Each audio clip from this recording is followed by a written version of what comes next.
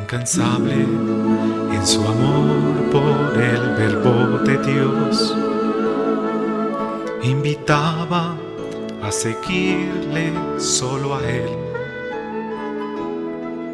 a imitar.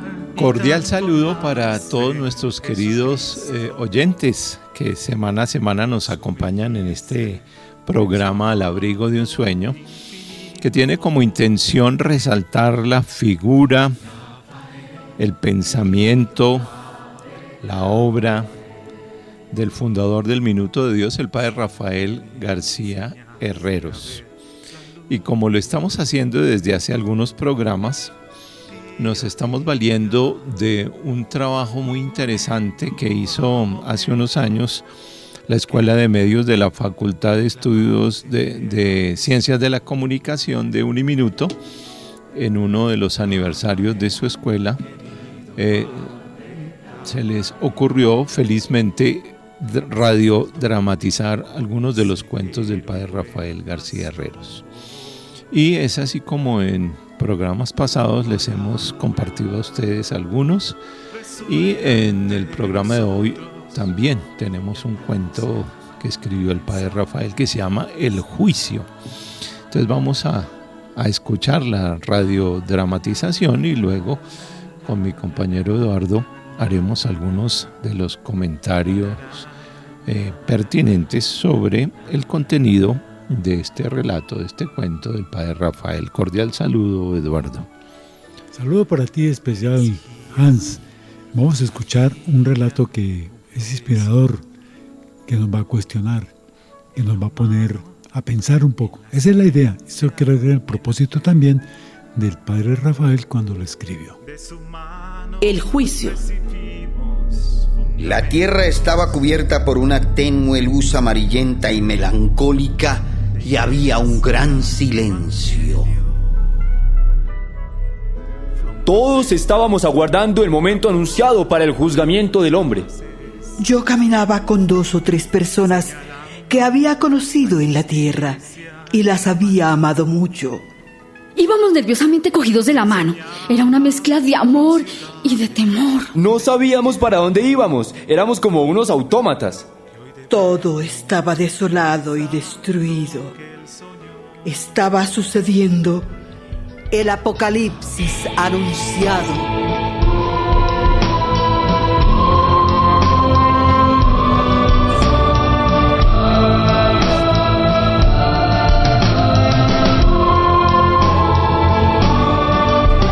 Habían pasado ya las plagas, habían pasado las 2 bestias y había caído la gran Babilonia.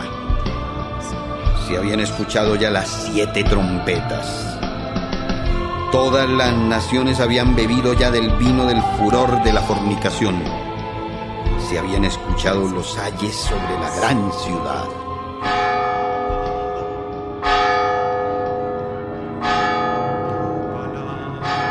Se acercaba la hora del juicio. Todo el mundo marchaba silencioso en pequeños grupos.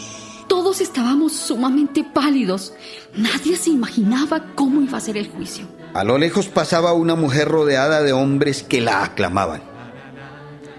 Tenía los ojos ardientes y estaba sentada sobre una bestia escarlata llena de nombres de blasfemias.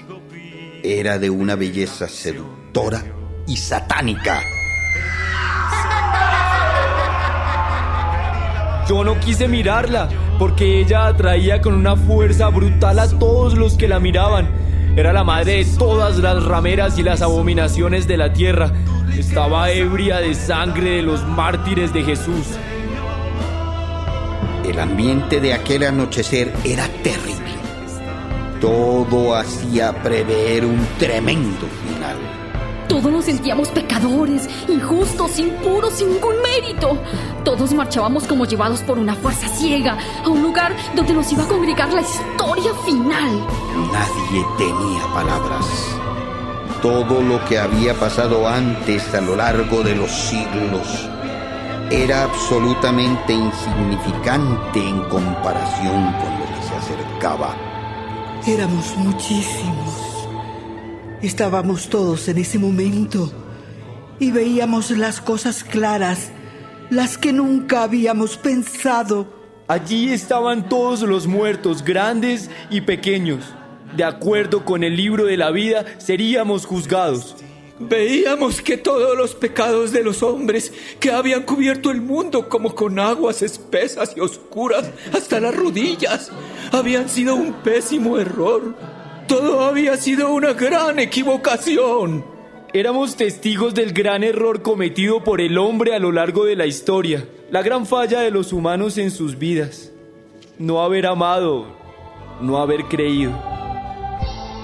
Cayó la gran Babilonia, la que emborrachó a todas las naciones, las que las hizo beber con el vino del furor de la fornicación. Continuaba estremeciéndose la tierra. Continuaban vacilando las ciudades.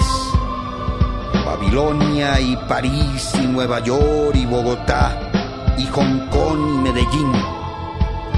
Todo se estaba cayendo. La gente tenía cara de espanto. De un momento a otro la gente quería detener su marcha. Pretendían no seguir, pero una fuerza inmensa los obligaba a marchar. En estos terribles momentos apareció algo muy bello.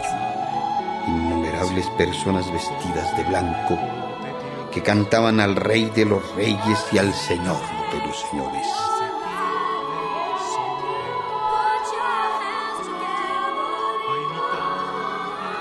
Nos íbamos acercando al trono del Cordero. Todo parecía necesario, todo era ineludible.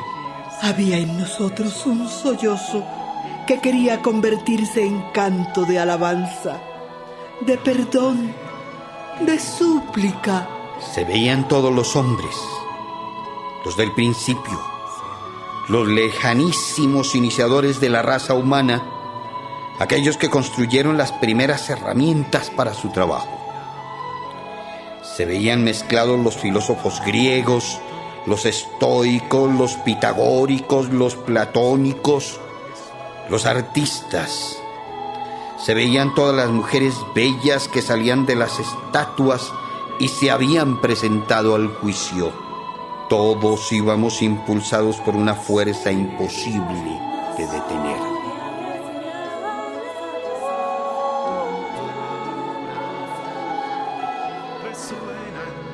De todas partes del mundo llegaban también los cristianos carismáticos. Alrededor nuestro se iban congregando miles de hombres. Aparecían por todas partes. Se veían también muchos que habían salido del mal. Los ateos, los incrédulos. Pero en este momento buscaban ansiosamente una palabra que los acercara a Cristo. Todos veían la infinita verdad y la infinita fuerza de Cristo. Miles y miles de hombres que habían estado lejos de la fe retornaban a ella. Todos queríamos purificarnos. Todos queríamos restaurar nuestros hogares, rehacer toda la vida antes de llegar al juicio. Entonces apareció uno de los ángeles que tenía la copa del perdón, que empezaba a derramarse sobre todos los hombres que habían querido amar y no habían amado, que habían querido creer y no habían creído, que habían querido perdonar y no habían podido perdonar. Tengan fe.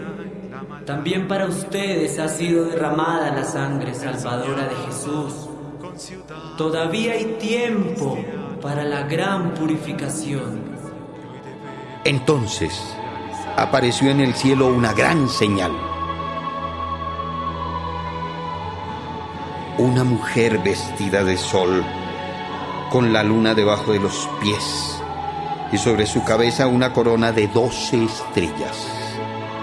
Nadie dudaba que era María que venía a salvar y a recoger a todos los hombres, sin dejar a ninguno por fuera. Se acercaba la terrible y extraña hora. A lo lejos se veía el inmenso resplandor del trono del Cordero que venía hacia ellos. Yo no tenía palabra. Nadie podía hablar. En ese momento llegó un inmenso resplandor que nos ofuscó a todos y nos sumergió. Era la gran ciudad santa de Jerusalén que descendía del cielo. Su fulgor era semejante al de una piedra preciosísima, como una piedra de cristal.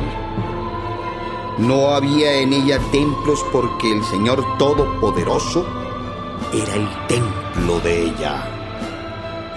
Vi la inmensidad de Cristo sentado en el trono. He aquí que hago nuevas todas las cosas. He aquí que vengo pronto. El tiempo se acerca. El que oye diga, ven. El que tenga sed, venga. Y el que quiera, tome del agua de la vida.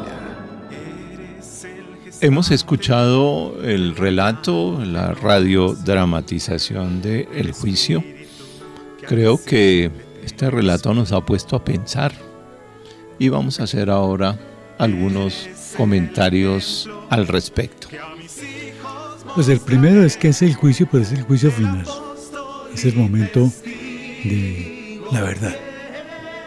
Ahí uno puede conectar con el Evangelio de Mateo 25, cuando nos habla de ese momento y tantos otros momentos, tantas circunstancias en las que Jesús llamó la atención de sus discípulos en su momento y la nuestra ahora, diciéndolo de diferentes formas.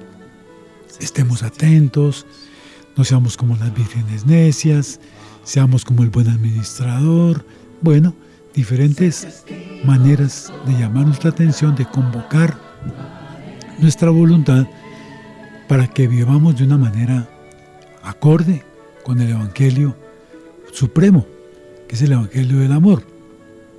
En este texto entonces, en este relato, muy interesante, porque nos pone a pensar, nos habla entonces de cómo podría ser, imagina el Padre Rafael, ese momento, esa circunstancia en que está como calcado del Apocalipsis, la situación que nos está relatando, y hay muchos elementos que podemos ir destacando.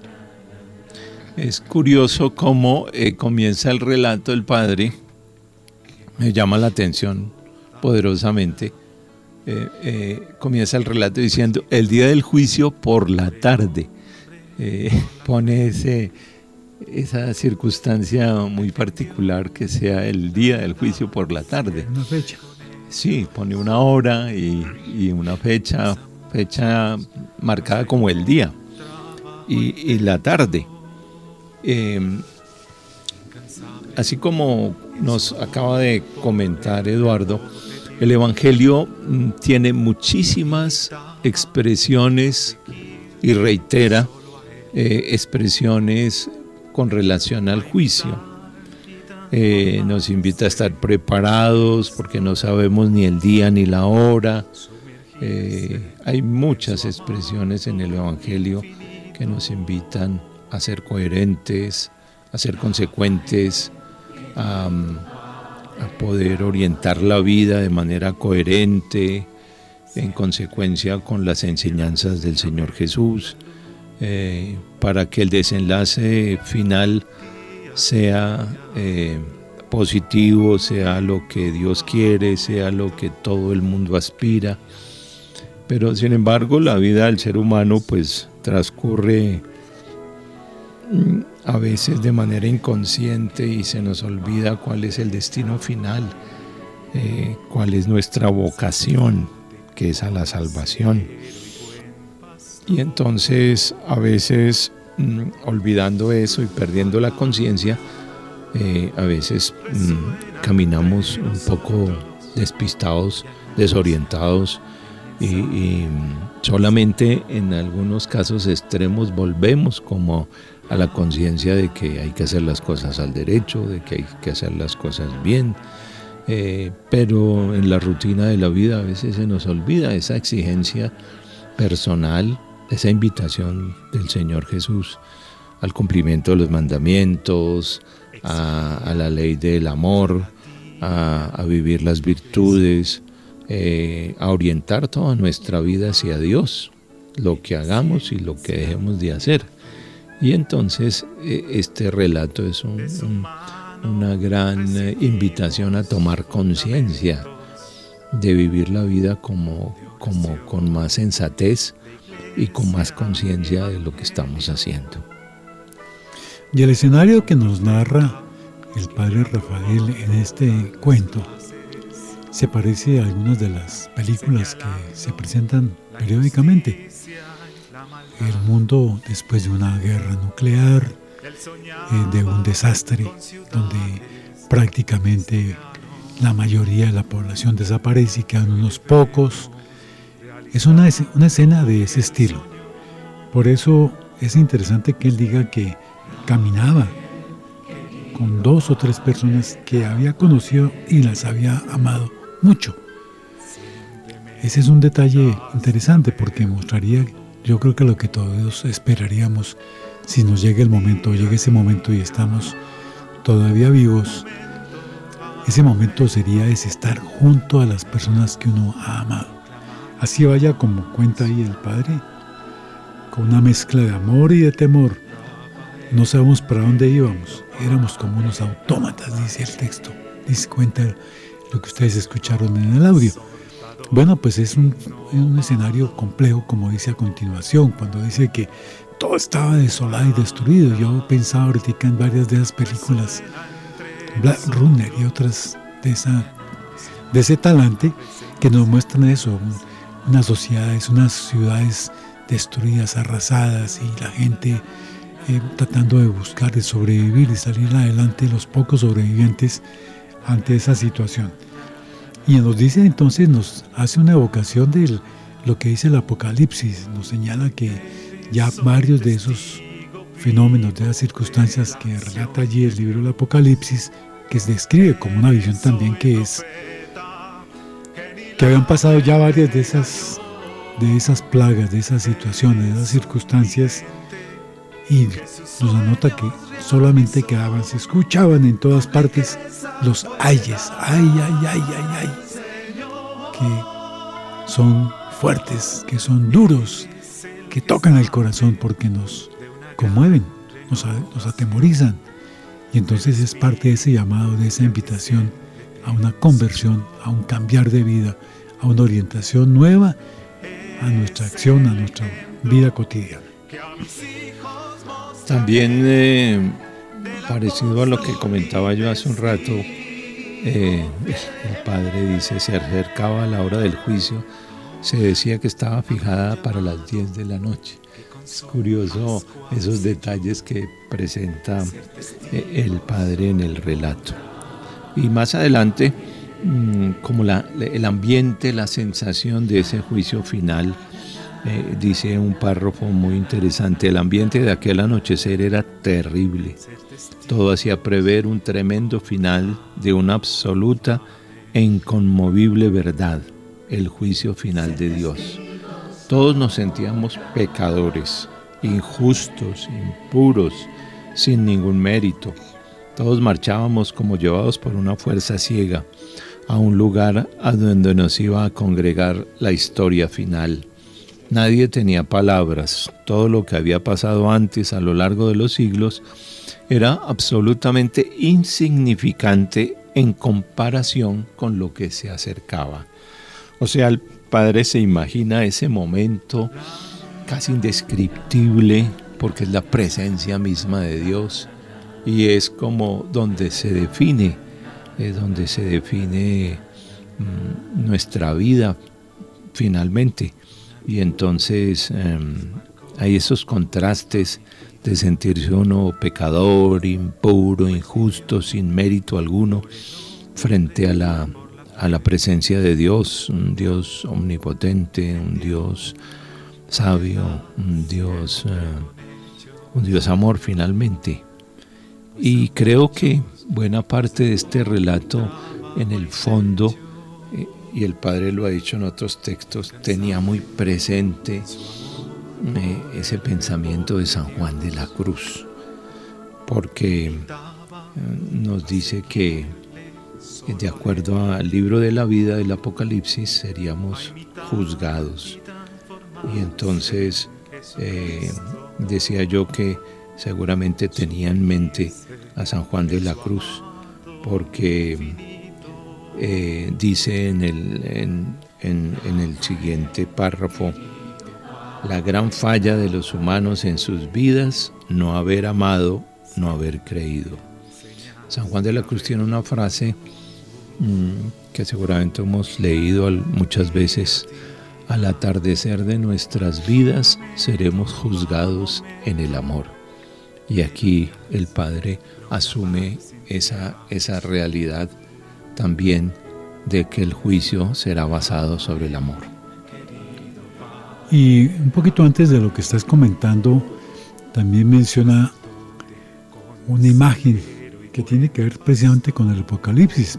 Es que es evidente que es una reflexión, es una proyección, digamos, de alguna manera del Apocalipsis, cuando señala que pasaba una mujer rodeada de hombres que la aclamaban y que era de una belleza seductora, satánica. Y entonces dice textualmente, tomando el texto de Apocalipsis 17:6, era la madre de todas las rameras y las abominaciones de la tierra. Estaba ebria de sangre de los mártires de Jesús. Una imagen fuerte, porque combina los dos elementos, la belleza por un lado y por otro lado la maldad, la muerte. Vamos ahora a hacer una breve pausa y ya regresamos. Recibimos fundamentos de oración, de iglesia y evangelio. Fue un profeta que le habló a todas las clases, señalando la injusticia y la maldad. Incansable en su amor por el verbo de Dios, invitaba a seguirle solo a él, a imitar. Y regresando de la pausa, vamos a continuar este relato interesante, un tanto aterrador, pero interesante. Hay un párrafo que me llama la atención, en el que el Padre dice: veíamos con absoluta evidencia que el ateísmo y la injusticia y el materialismo y el desamor que se habían apoderado del mundo habían sido un pésimo error, que todos los pecados de los hombres que habían cubierto el mundo como con aguas espesas y oscuras hasta las rodillas de todos los hombres y hasta los frenos de los caballos habían sido un pésimo error, que todo había sido una máxima equivocación. Entonces, noten, queridos oyentes, como el Padre en el relato hace unos contrastes en el sentido de que tomemos conciencia que hay actitudes y acciones que son equivocadas, que no son las queridas por Dios, y sobre esas vendrá el juicio.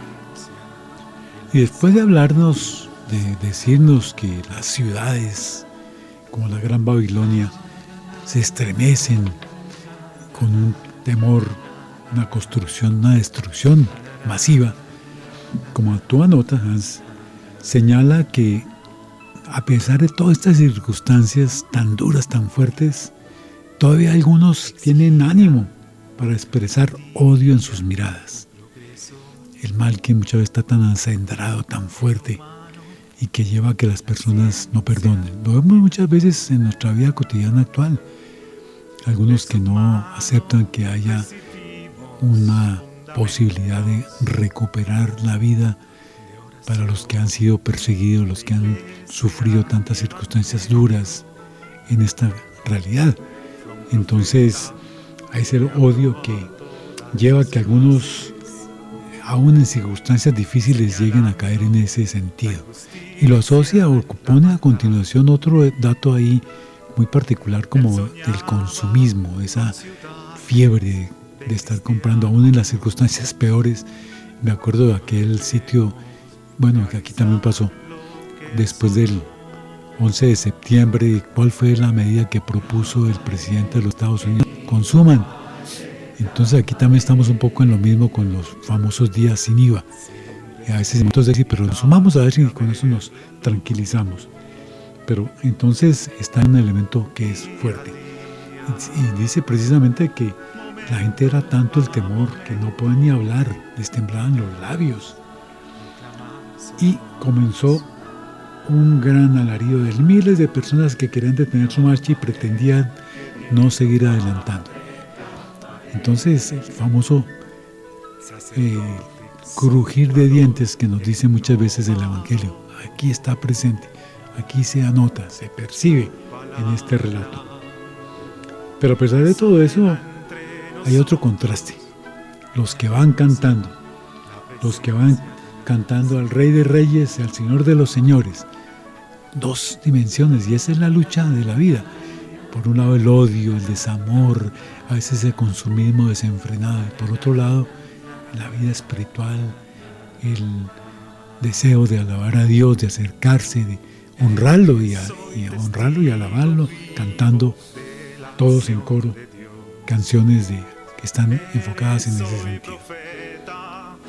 Entonces continúa diciendo que estas personas que cantaban iban vestidas de blanco, como lo relata el libro del Apocalipsis, y dice que en medio de los gritos de temor de muchos se escuchaba el aleluya por todas partes y el canto de alabaré. Entonces ese contraste también, como acabas de decirlo, Eduardo, se presentaba mientras algunos no querían avanzar y estaban presas del temor, otros estaban cantando y alabando a Dios. Sigue diciendo el Padre, nos íbamos acercando al trono del Cordero, todo parecía necesario, todo era ineludible, había en nosotros un sollozo que quería convertirse en canto de alabanza, de perdón, de súplica.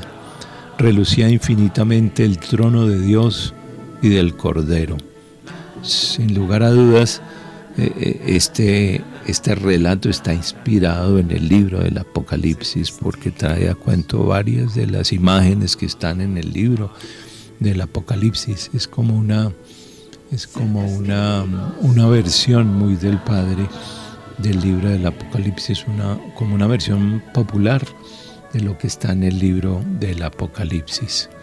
Y va añadiendo elementos. Todo tenía un extraño tamaño cósmico y universal. Se veía a todos los hombres, los del principio, los lejanísimos iniciadores de la raza humana, aquellos hombres agilísimos y grandemente meritorios que construyeron herramientas para su trabajo. Se veía también que habían venido a la cita los miles y miles provenientes de planetas habitados. Estaban todos. Se habían mezclado los filósofos griegos, los estoicos, los pitagóricos, los platónicos, los artistas. Se veían todas las Venus, a todas las bellezas que salían de las estatuas y se habían presentado al juicio. Todos íbamos impulsados por una fuerza imposible de detener. Marchábamos al lugar que sabíamos iba a ser testigo de un acontecer y de un suceso inmenso y definitivo. Aquí quiere expresar el Padre que en ese juicio final se resume la historia humana, desde antiguo hasta el presente. Todo cabe allí en el juicio de Dios. La raza humana, sus aciertos y desaciertos, sus luces y sus sombras están presentes en el juicio. Y pone un toque muy bonito de ilusión, y ahí se nota la influencia al momento de la renovación carismática, cuando señala que de muchas partes van llegando algunos cristianos carismáticos que van cantando esos cantos que son propios de la renovación, y entonces se van congregando muchas personas y van apareciendo en muchos lugares, seguramente en muchas lenguas también. Y también en ese ambiente tan particular, tan especial, otros que vienen del ateísmo, del ser incrédulos, de no querer confiar en Dios, o un Dios que dicen que sí pero no, de aquellos que dicen que que yo tengo mi fe a mi modo. De esos que estamos por ahí metidos muchas veces, buscan en ese momento y en ese espacio, en ese ambiente de la renovación, una palabra que los acerque a Cristo. Por eso dice que se juntan, se reúnen con ese grupo tranquilo y alegre de los carismáticos. Allí todos veían la infinita verdad y la infinita fuerza de Cristo. Entonces ahí, dentro de ese ambiente lúgubre y de destrucción, de angustia, de sentirse presionados, afectados por muchas circunstancias, hay una luz, hay algo que genera tranquilidad, algo que ayuda a vivir ese momento de una manera diferente, particular, y es esa participación en la creencia, en la aceptación de la persona del Santo, del Espíritu Santo, el reconocer a Jesús como el Señor de nuestra vida. Eso genera tranquilidad, eso genera confianza y hace que precisamente todos queríamos restaurar nuestros hogares, rehacer toda la vida antes de llegar al juicio, tratar de corregir las fallas que hubiéramos cometido a lo largo de nuestra vida. Y es interesante cómo a puertas del juicio ya de manera inminente y sin embargo hay chance de recapacitar, de pedir perdón, de rehacer la vida y entonces siempre hay oportunidad de acogerse a la misericordia de Dios hasta en el último momento. Y hay otro párrafo interesante que dice: entonces apareció uno de los ángeles que tenía una copa distinta de las otras copas. Era la copa del perdón, que empezaba a derramarse sobre todos los hombres que habían querido amar y no habían amado, que habían querido creer y no habían creído, que habían querido perdonar y no habían podido perdonar. La copa se derramaba sobre ellos. El ángel comenzó a decir: tengan fe, también para ustedes ha sido derramada la sangre salvadora de Jesús que les estoy vertiendo de esta copa. Todavía hay tiempo para la gran purificación. Noten ustedes, queridos oyentes, cómo el Padre nos hace tomar conciencia del sacrificio redentor de Jesús, que Él nos reconcilia a todos y que la sangre derramada en la cruz es la que nos obtiene el perdón y en este relato es la que nos dispone para el juicio. Entonces es interesante esa metáfora que usa el Padre del ángel con la copa y en la copa está la sangre de Jesús, que es la sangre de la purificación, la sangre redentora, la sangre que en el último minuto antes del juicio nos hace partícipes de la misericordia de Dios y de la redención. Uno a veces escucha personas que dicen: yo soy así, yo ya no tengo nada que hacer, yo he hecho mucho mal, y como que se echan a la perdición, por decirlo de alguna manera, como que se sienten derrotados, como que para ellos no hay ninguna oportunidad. Y aquí nos está diciendo el Padre Rafael que aún en el último momento hay un tiempo, pero la gran purificación.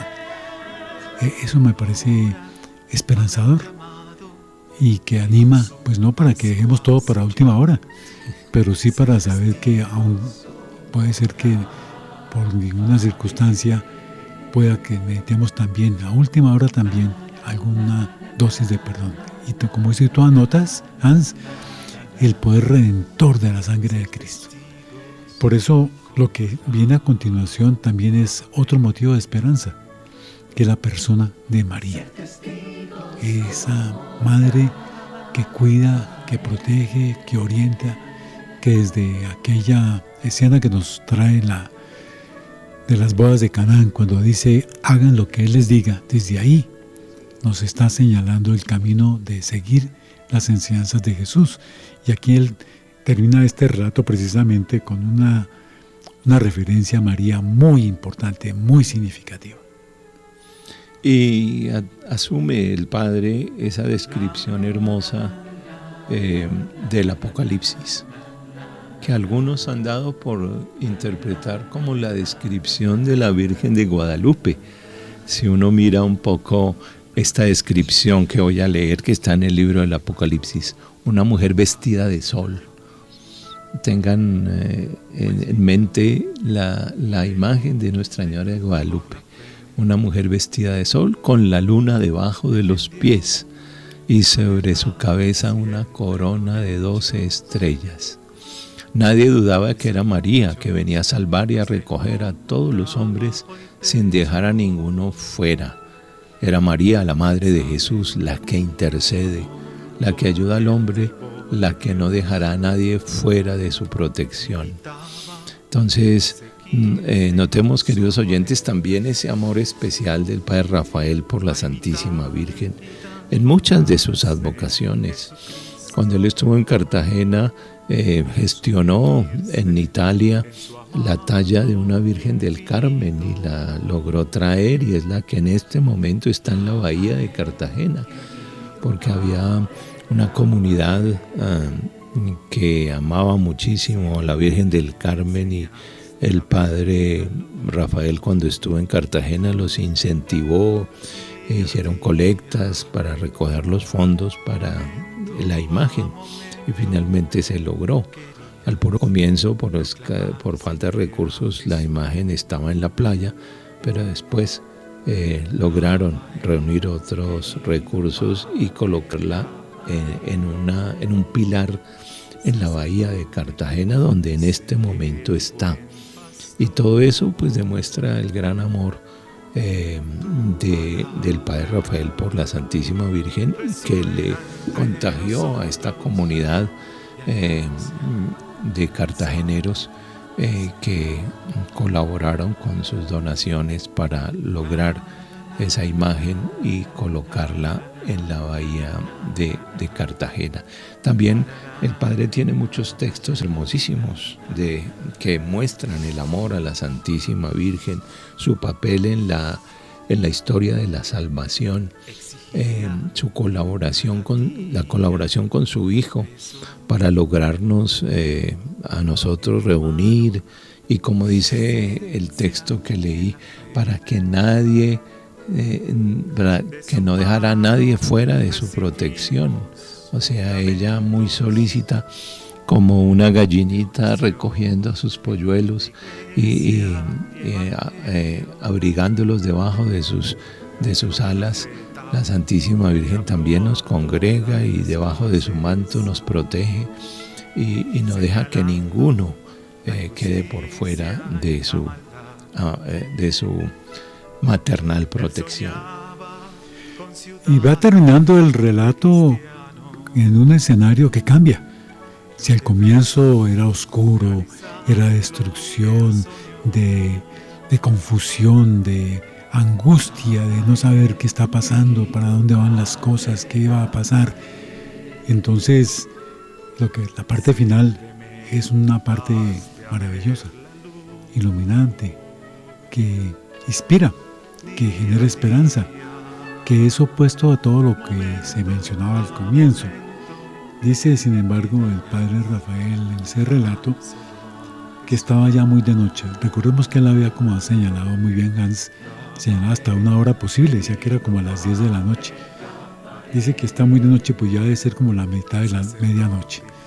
Y entonces dice que se ve a lo lejos un resplandor maravilloso del trono del Cordero que se acerca, y es tanta el impacto de esa imagen que nadie tiene una palabra que decir. Eso nos pasa cuando vamos a veces o tenemos experiencias de ese estilo en que quedamos sin palabra. Nos pasa a veces en cosas de alegría, por ejemplo, cuando algún familiar tiene algún momento espectacular y nos quedamos en silencio, por ejemplo, no sabemos qué, a veces no sabemos ni qué decir, o en momentos también de asombro. Y es eso lo que nos va a contar, lo que está contando allí el Padre Rafael. Dice que era un inmenso resplandor que nos ofuscó a todos y nos sumergió, como que nos apabulló, digamos, de alguna manera. Era la gran ciudad santa de Jerusalén que descendía del cielo. La imagen siempre de la nueva Jerusalén, de aquella que nos habla en muchos textos, tanto del Antiguo como del Nuevo Testamento sobre todo. Entonces, esa imagen con un resplandor, con un fulgor, como el de una piedra preciosísima, no cualquier piedrita, no, una piedra preciosísima, un diamante muy maravilloso que ilumina, que hace unos rayos que llevan a todas partes, que penetran en la oscuridad y la cambian, la transforman. Entonces, ahí tenemos una imagen maravillosa, que es de esperanza. Es la persona de Cristo, que está sentado en un trono y que dice entonces que viene a hacer todas las cosas nuevas y espera que todo ocurra pronto. El tiempo se acerca. El espíritu y la esposa dicen ven, y el que oye diga ven.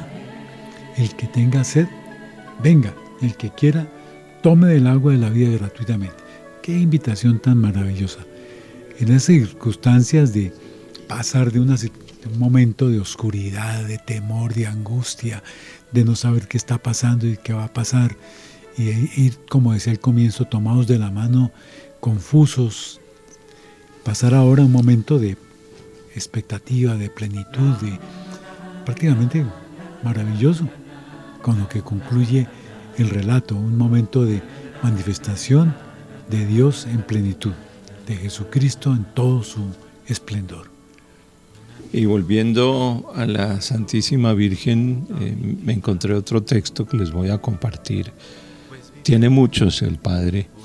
Esta es una invitación muy particular. Dice, vuelva usted a rezar el Santo Rosario. Verá lo que le pasa. Verá que brota en usted un sentimiento desconocido que le trae felicidad. Apele a la Virgen cuando esté triste, cuando esté inquieto, cuando no vea solución a su problema, récele a la Virgen y verá lo que sucede. Cuando todos los demás recursos se han agotado, cuando usted ha hecho todas las diligencias que requiere su problema y no encuentra solución, acuda a la Virgen, le queda María, ella es el recurso último que no nos defrauda.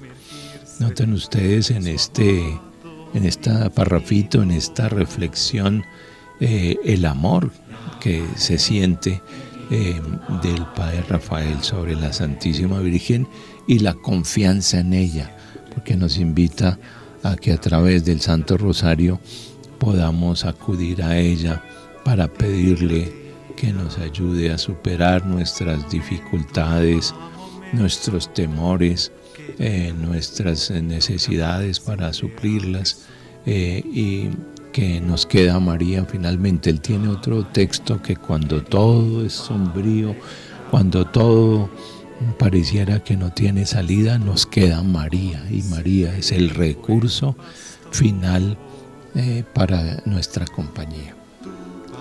Entonces está una imagen maravillosa.